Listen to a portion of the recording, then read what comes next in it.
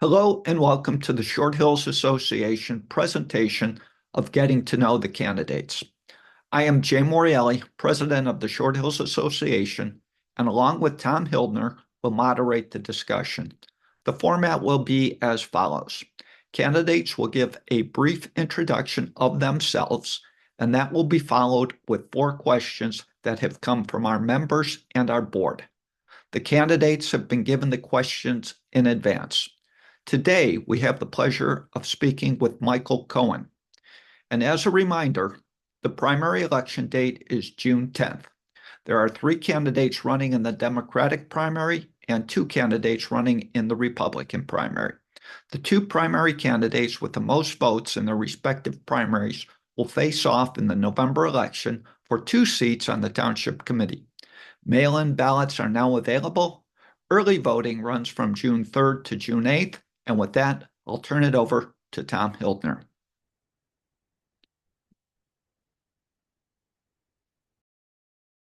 All right, thank you, Jay. Good afternoon, Michael. If you would tell us about yourself, what you would bring to the Township Committee, what you think you can contribute, and help our viewers get to know you. Sure. First, I just want to thank both you and the Short Hills Association for the opportunity to make this video, which will help people better understand who I am and whatnot if they didn't already know. So I'll start by telling you a little bit about myself. I was born and raised in the Bronx, New York. I have a degree in mathematics from the University of Rochester and an MBA in accounting as well as management information systems from the Kellogg School of Management at Northwestern University. My wife, Meryl Stone, and I moved to the Brookhaven section of town, although most people would call that Glenwood, since it's by the school, in 1988 from Manhattan, shortly after we were married at the Short Hills Caterers, of all places, on Morris Avenue. My manager at the time was on an overseas assignment from the UK and told us that Milburn Short Hills had the best commute to downtown Manhattan, where Meryl and I both worked at that time. And in that time, we were both technology managers for JP Morgan. We have 2 children, Ben, who is 34, married, father of a newborn, and living in Philadelphia. Matthew is 31. He has special needs and lives with us. Both children attended Milburn schools. I spent virtually my entire career at JP Morgan, which became JP Morgan Chase, and more after several mergers. As I mentioned, I was originally a technology project manager in 2006. Originally a technology project manager. In 2006, I made an internal career change and began managing a team dealing with bank regulators and associated regulatory reports for the Fed and the SEC. I retired in 2017. After I retired, I began to get involved in local politics, starting with the 2018 congressional campaign. Given my regulatory background, I was asked to become the treasurer of the Milburn Short Hills Democratic Committee, as well as several local campaigns. I continue to serve as committee treasurer. In 2022, I was urged to run for the Township Committee, and I'm very glad that I decided to do it. I have enjoyed working on the issues facing the town, and there have been many accomplishments, which we'll be covering later. In addition to the Township Committee, I serve on the Planning Board as a trustee of the Milburn Library, an ex officio trustee of the Arboretum, the Finance Committee, the Zoning Code Advisory Committee, and the committee updating the housing element of the master plan. Without a doubt, there is a learning curve in the way government works. I'm running for re-election in order to continue to utilize the valuable knowledge and experience I have gained during my first term in office and continuing to help Milburn move into the future. I look forward to continuing to serve the residents of Milburn Short Hills, and I'm happy to answer your questions. Okay, thank you, Michael. I'm now going to turn to the first of 4 questions that we sent to each of the candidates in advance. And that question is this. Please identify the 4 most important policy issues facing Milburn Township and tell us when and how the Township Committee should address them. Sure. So The first issue that I would talk about is flooding, which I know comes up later. So I don't know if you want me to talk about it now or wait till we get to question 3.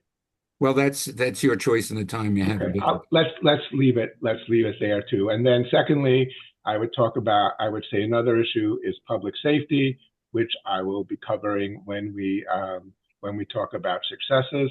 But as always, you can never take your eyes off of public safety. The next issue I would like to address is housing. Which is clearly a key issue in town. We continue to push for our alternative solution, which was smaller developments on different sites other than 9 Main Street that include workforce housing, rather than the high-density project originally planned there. That approach, I believe, better reflects the character and needs of the community. The sites were not contaminated, don't require cleanup. However, we continue to get stymied in the courts. As you know, the original agreement that was signed with Fair Share Housing was signed before I was in office and was, in my opinion, the result of bad legal advice that was given to the township committee members at the time. We certainly know a lot more today than was known at the time. I also believe that as a result of the affordable housing rules as they're set up, there will ultimately be an oversupply of market rate housing. That 80-20 rule builds a lot of market rate housing for very little affordable housing. And I believe that over time, there will be a glut of this market rate housing, and I'm not sure what's going to happen with that. But you have to look at the market as a whole, because in addition to whatever it is that is being built in Milburn Short Hills, we have other very large-scale projects right on our doorstep, like the Metropolitan, the Ivy and Chatham and whatnot. And I just don't believe that there is enough demand for the 80% market rate housing, and I believe that needs to change. As we look to the next round, which, the numbers have already come out, what we need to do is convince the developers that it's in their best interest to raise that percentage of affordable housing above 20%. And that way we will have less development overall. While they claim they couldn't make a profit with something higher than that, they're not going to make a profit if the market rate units remain empty. So that's an important thing that I think that we need to do going forward. And, as I said, we continue to press on with this in the courts. The other issue that I think is facing Milburn. Sorry, Michael. Sure. We're at 3 minutes. I apologize. Okay. The other issue that I think is facing the town is a funding issue. With the loss of federal funds and the potential loss of state funds, as the state needs to figure out how to make up for the federal funds that used to go to the state, we have to keep ever more vigilant to make sure that that we are keeping a watchful eye on township finances. Okay, so Michael, in fairness to the other candidates, I'd like to move on. Oh, is that 3 minutes already? Okay. Yes, thank you. Okay. Okay, good, thank you. Well, you gave us 4 issues, and thank you for that. So I'll turn to the next question. Please identify 3 significant policy successes, if any, and 3 significant policy failures, if any, of the Township Committee during the last 2 years, and state Sure. the reasons why you describe them as successes or failures. Okay, so for the successes, excuse me, the first one I would want to talk about is public safety. As I mentioned earlier, over the past 2 years, we've added more police and provided additional technologies such as license plate readers at the entrances to the town. Those 2 items have been very successful. We've also encouraged the formation of neighborhood watch groups, which allowed neighbors to look out for their immediate community. I'm the one who actually advocated for the police home inspections, where if you were willing to, you could have a public safety expert from the police department come to your house and make recommendations for what you could do in your own house to make yourself more protected. The other thing I would say with regard to public safety, with regard to the home inspections, that also helps build better relationships between the public and the police, as does the recently formed community policing unit and their Coffee with a Cop events. I think it's really important for the public to work hand in hand with the police, because overall that will result in better safety. Another success I would want to talk about is the summer program at Town Hall Plaza. While closing Main Street in the summer of 22 was very popular, it was also very risky. People were concerned about the impact on emergency responses. So we ended up coming up with a different solution where we, as you know, we moved the summer program to Town Hall Plaza, which was a street not widely used at all. We were able to still have the summer program of music, movies, kids events, all sorts of things, and it was a rousing success. And we're looking forward to doing it again this coming summer.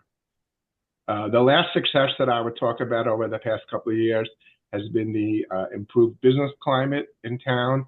As everyone knows, the retail environment is not what it once was due to the growth of online shopping, and certainly took a big hit during COVID.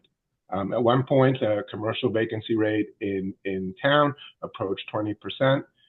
By supporting Explore Milburn Short Hills, the business improvement district, the vacancy rate has declined to less than 5%. We're seeing different kinds of businesses than we used to, but that's what the retail landscape is like. It also allowed us to obtain a $150,000 grant from the state that will be used to repair sidewalks downtown. Excuse me. As for the failure, the policy failure that I think is we have not been successful at fostering greater resident involvement. It seems to be the same set of people who volunteer to serve on committees, and the attendance at the township committee meetings is dwindling. I realize people are busy with work and family responsibilities, and coupled with no reliable local press, it is really difficult to determine whether the comments they make at TC meetings represent the community at large or just the people that happen to show up.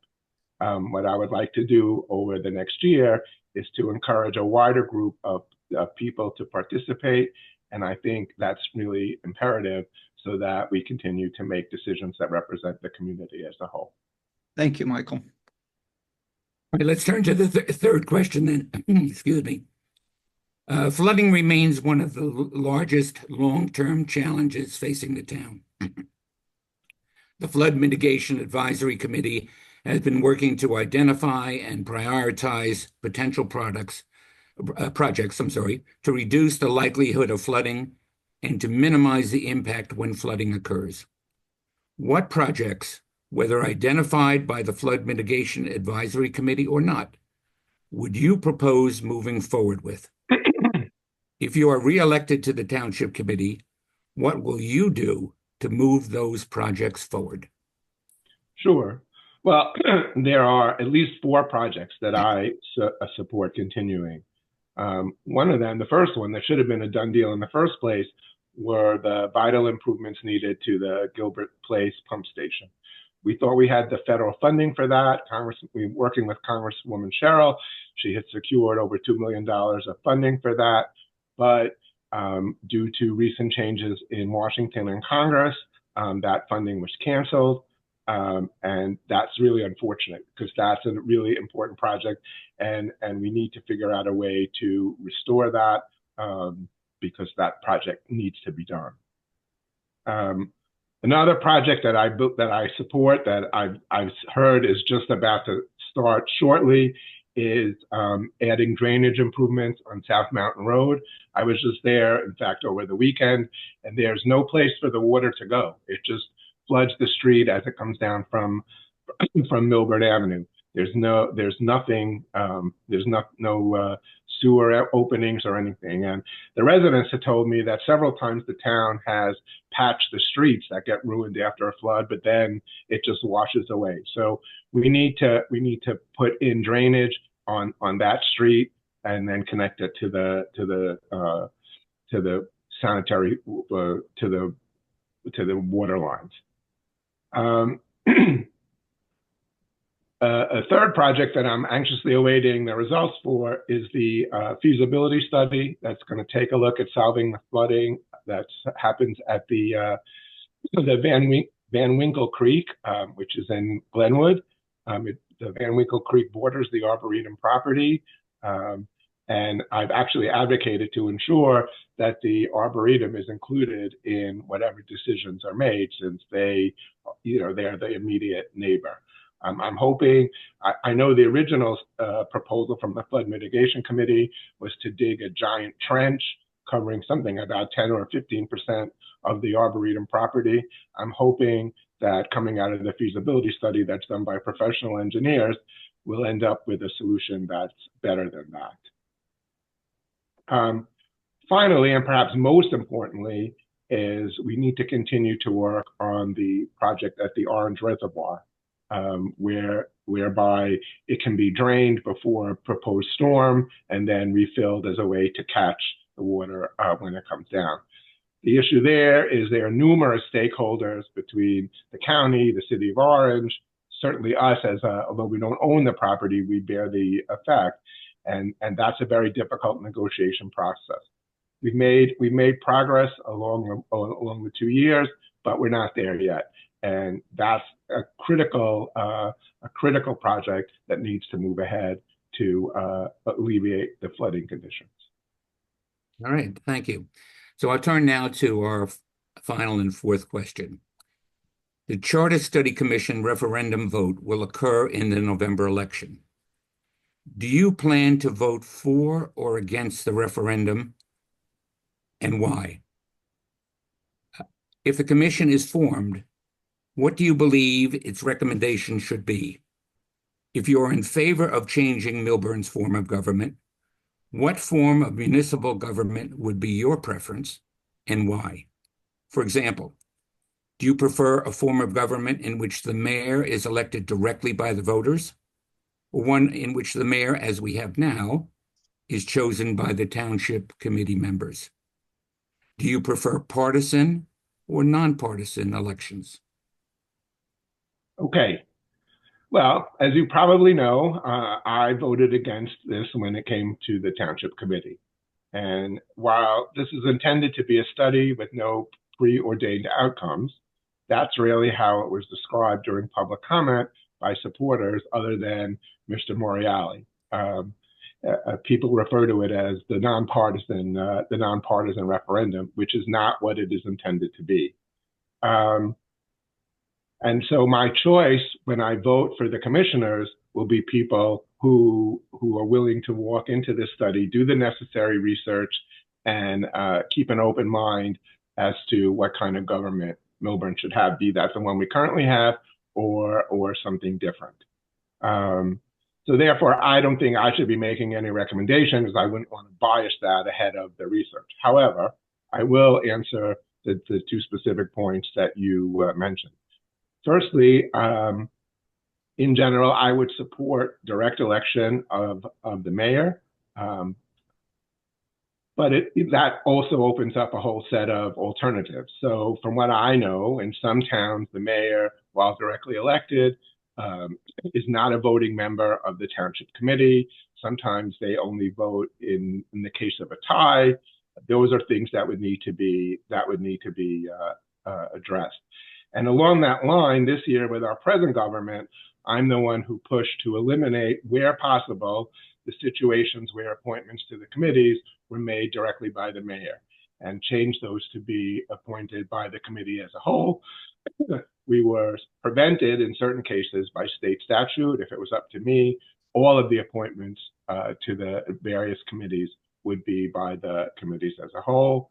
And I also believe along those lines that each committee should be allowed to, as I've said at the Township Committee, each committee should be allowed to choose their own chair, because they know each other the best and have worked with each other directly.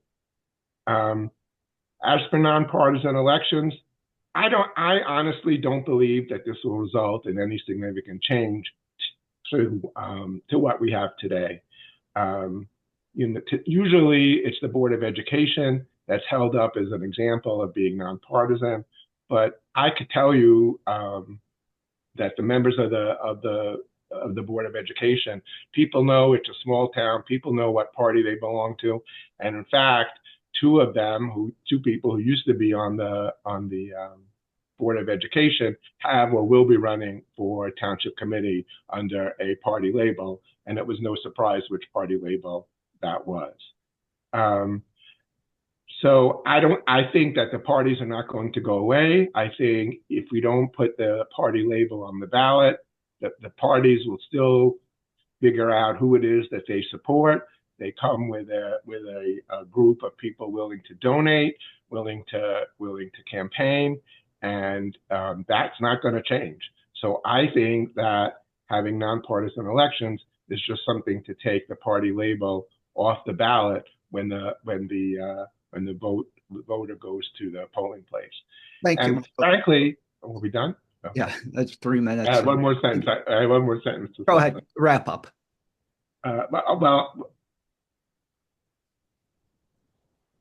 Well, I just want to say, and along with nonpartisan elections that we've proved over the last few years, is that people of either party can be elected. People of different parties can work together. As you've seen, although we're bipartisan now, many of our votes have been unanimous. And when they aren't unanimous, it's not one party versus the other. It's a coalition that forms for a particular issue and changes with each issue. Thank you. Okay, thank you. What I'm going to ask you to do now is briefly, if you would just spend some time telling the voters why you believe they should support you. Sure. Well, first of all, thank you again for providing this opportunity. Serving on the township committee has certainly come with its challenges, but over the course of my time in office, I've gained invaluable experience in local government, and that takes some time to learn how that all works. With my background in technology and finance in the banking industry, along with my MBA, I've been able to apply my skills in financial stewardship, organizational efficiency, and consensus building. I'm someone who is fiscally conservative. I've kept a tight eye on the finances, working with our CFO, and I'm looking forward to doing that again. I think the experience is important, and it's not something you can walk in and figure and be effective on day one. So after 2.5 years by this point, I've built a strong resume, and I'd like to continue. I also would like to see the completion of the various projects we've started, including the renovation of Town Hall, the second floor of the library, and the various infrastructure improvements, some of which I've already mentioned, to control flooding. I think the roadways, not everywhere, are in better shape than they were, several years ago, but there's still more work to be done there, and that's something else that needs to occur. And I'm looking forward to another successful summer at Town Hall Plaza. It's my intention to continue to work hard and do whatever I can to move Millburn forward, and I always have the best interests of the town in mind. Michael, we want to thank you and the other primary candidates for being willing to serve on the Millburn Township Committee and for participating in our candidate interviews. So once again, thank you very much, and we look forward to further statements that you will make during the course of your campaign. Great. Thank you very much. Thank you.